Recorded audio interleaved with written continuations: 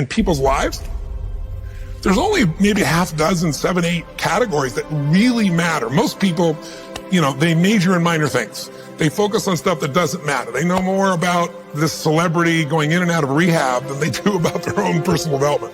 But I look at and say, if you look at your body, without that, everything else is out the door. You don't want to be richest man in the graveyard. That's not going to do it. If there's energy, if there's vitality, if there's strength, it's going to show up in your relationship. It's going to show up in your business, show up in your life. That's an area you got to master. You can't dabble. It's too important. Emotions are everything. I mean, you got a ton of money, you got everybody loves you, and your primary emotions are pissed off and frustrated, then your life's pissed off and frustrated. It doesn't matter if you got $1 billion or 1 million people loving you, your life is not great. Relationships, intimate relationships especially. It's where the most juice in life comes from. It's where the most pain comes from most people. It's worth mastering instead of dabbling. Really looking at what are you going to do with your time?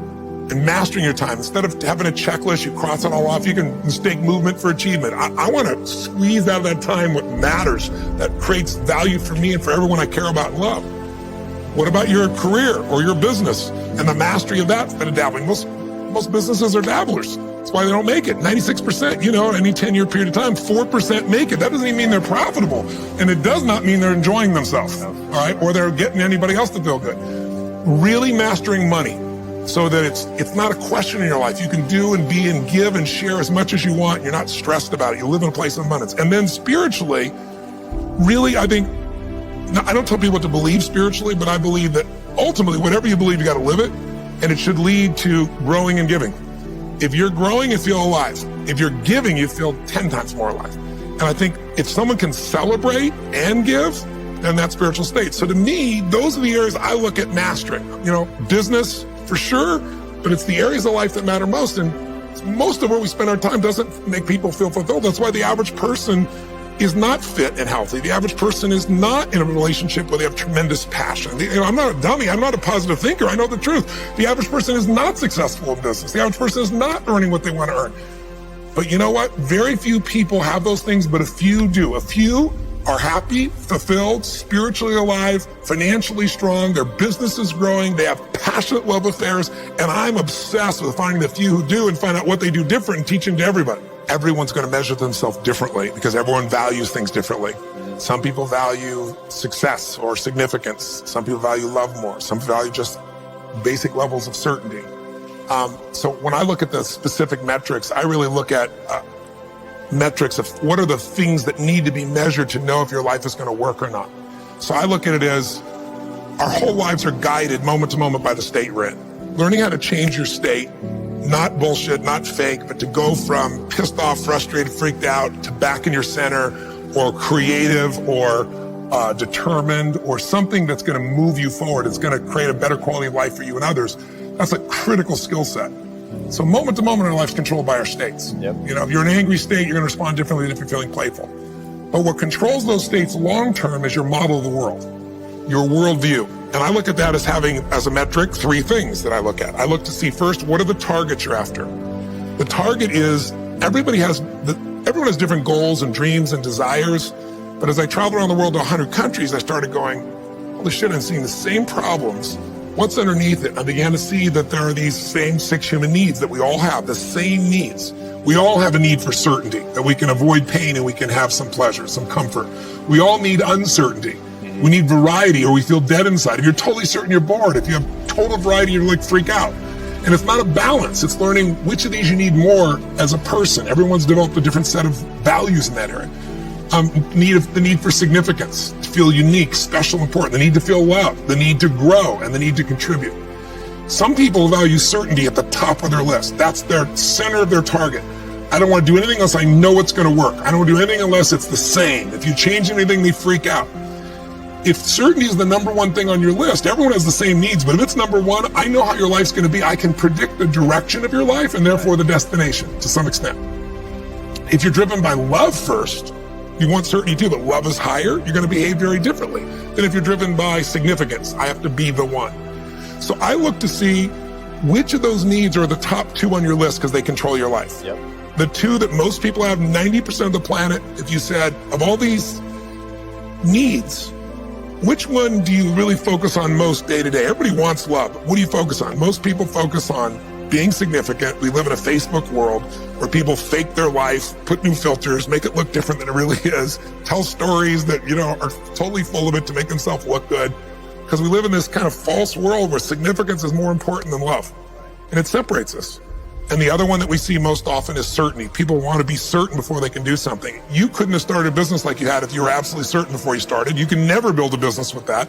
You can never build a great relationship, because if it's based on certainty, then everybody's got to stay the same and never change, which means you're never going to grow, which means you're going to be miserable. Right. So my metrics are, I want to find out what's driving you. And I want to see, is it healthy or unhealthy? You can have two people be driven by significance, though, and do it with a different set of rules. That's the second piece I measure. The beliefs or rules of how to fulfill that target.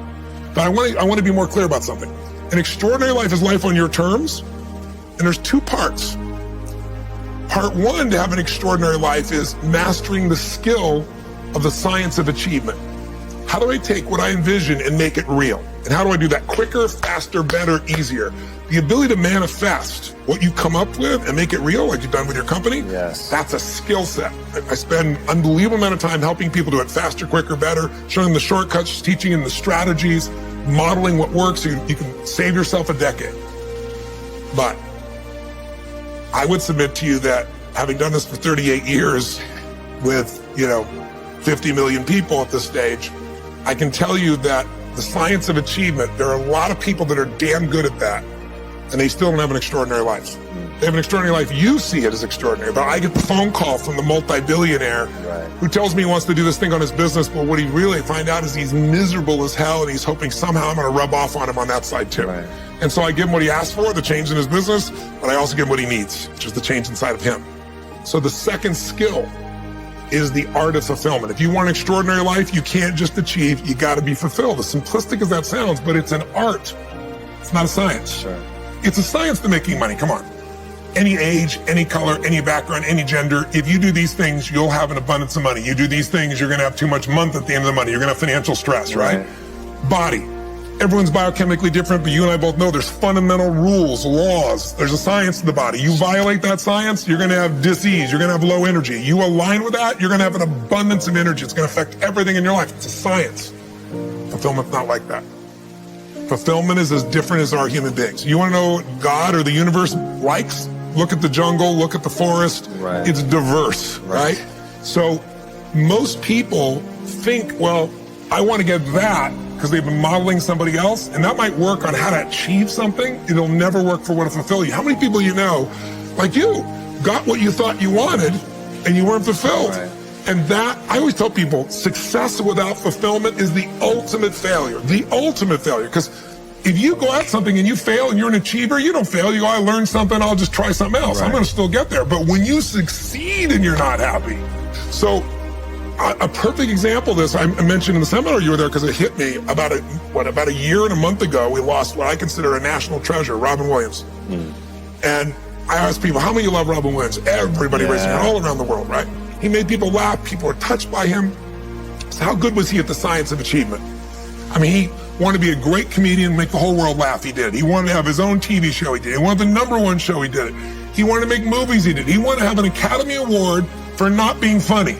Dramatic, and he did it, right? He did it, yeah. He said he wanted a beautiful family. He achieved everything, and he hung himself. That's crazy. And I know recently someone's saying, well, he had dementia, he had drug abuse, he had alcohol abuse most of his life because he made everybody happy but whom? Himself. That's the ultimate failure. So if I had no other message to offer your viewers, and you let me give it to them right now, I'll tell you what I believe. I believe our lives are controlled by one force, decisions. I certainly believe in force greater than myself, call it God if you will, grace, whatever you want to call it, the universe. But I also believe it gives us choices. And the decisions we make control us much more than the conditions we meet. It's not the conditions, it's your decisions. Decisions of what to believe, decisions of what to do, decisions of what to give. I say to people, think about, look back 10 years ago, 5 years ago, 15 years ago, and think of a decision you made. That if you would have made a different decision, you'd have a totally different life today. Better or worse, I don't know, but totally different. The most important decision you can make above any on the face of the earth is deciding that no matter what happens in your life, no matter what happens, you're gonna live in a beautiful state. The decision to say, I am not going to suffer. That if suffering arises, pain's one thing, suffering's another. Suffering is when you're like, suffering could be worry, it could be anger, it could be frustration. It's anything that takes you out of a beautiful state. And here's what people don't get. You can end suffering by stop focusing on yourself and focus on something you want to serve greater than yourself. Your children, your wife, your mission, your life. You can get out of it in an instant because the nature of the human mind is to constantly compare things. Your mind, your brain is a 2 million year old device, and it is not designed to make you happy. It's designed to make you survive. Right. And that's why it's always looking for what's wrong. But it used to be what's wrong, a saber-toothed tiger, so I can protect myself. Now people are worried about what people think about them, or do they have enough money when 2/3 of the planet lives on $2 a day, and you're making $38,000, you're rich. The poorest of the poor in our country are considered rich. I'm not saying they should stay that way. Right. But you can only build on success. My goal would have you consider something. Life is short. We don't know how short it's going to be. But if you only had a week to live, I bet you wouldn't allow yourself to suffer over a little crap that makes you crazy normally. I think you would probably spend time with those you love. You would do what you love. You'd take awe in a sunset. You'd smell the air. You would take in everything in those final moments that you possibly do. So my thing is, why wait? Right. Why wait? Why not just decide that if I start to suffer, I know the solution, because suffering is me obsessing about me. You might say, it's not me, I'm worried about my kids because they're not doing well. No, you're worried that you haven't done enough for your kids. It's about you still, right? Yes. You know, you're worried about what was done or what you should have done or what shouldn't have done. And you can end that in an instant by becoming aware of it and saying, I have made the most important decision of all. Right. I'm going to live in a beautiful state. Because here's what's going to happen. Anybody watching, you may lose a family member, you probably will. Somebody may get cancer. Your business the government might change the rules. They might change things radically that you can't even do anything about it. You might go bankrupt. You might get divorced. I'm not saying anybody will, but no one knows what's going to really happen in your life. Life's full of uncertainty, but here's what you can know. You can decide that no matter what happens, you could have a great time. If somebody like Viktor Frankl can be locked up in Auschwitz and come out of that and experience finding joy in the middle of Auschwitz, then human beings have a capacity they've undersold themselves on. We think that the outside world determines how we feel. If people have to behave a certain way, if your husband or your wife or your kids or your coworkers or whoever, your boss has to behave a certain way for you to be happy, and if they don't, you're unhappy, then you're always going to be unhappy, because the more people around you, the more they're going to change that, because they're all human, right? My invitation is, as great as it is to achieve, more important to enjoy. Right. And if you can enjoy every moment in that state, when you're feeling loving and playful and passionate and curious and awe, you treat other people 100 times better than when you're feeling frustrated, pissed off, overwhelmed, worried, stressed, or feeling sorry for yourself. Right. You're going to be a better parent. You're going to be a better lover. You're going to be a better business person. You're going to have a better life. So my soliloquy is, decide. Decide today. And actually say, what if I cut it off? What if I said, I'm not willing to settle and I'm just going to live in a beautiful state? Doesn't mean you won't feel bad. It doesn't mean you won't stay there. You instantly change. But what the hell is success? It's hitting an expectation. And I always tell people, man, trade your expectations for appreciation, and it's a whole new world instantly. If you can appreciate this moment, if you can't find ecstasy in this moment, in a conversation with a friend and looking in your wife's eyes, being with your children, going on a run, if you can't find ecstasy now, I'm here to tell you, more money, more people, more love, more business, more anything is not going to give you more ecstasy. If you can't do it here now, you're not going to do it there when you got more. So why not do it now and have a rich life right now? I tell people, money, that's one thing. Like having financial abundance, there's skills. That's a science. But wealth, it's a decision. It's like you can be wealthy right now. I live in Fiji a good portion of the time. There are these villagers there. They're the richest people I know. They're happy, they laugh, they love, they don't give a damn about the economics. Other people say they're poor. When I first went there, I was trying to do things for them. They're like, what are you talking about? I'm so happy.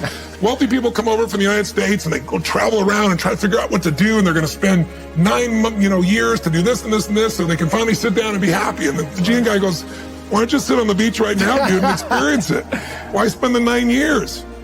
Why not have it now? That's my invitation.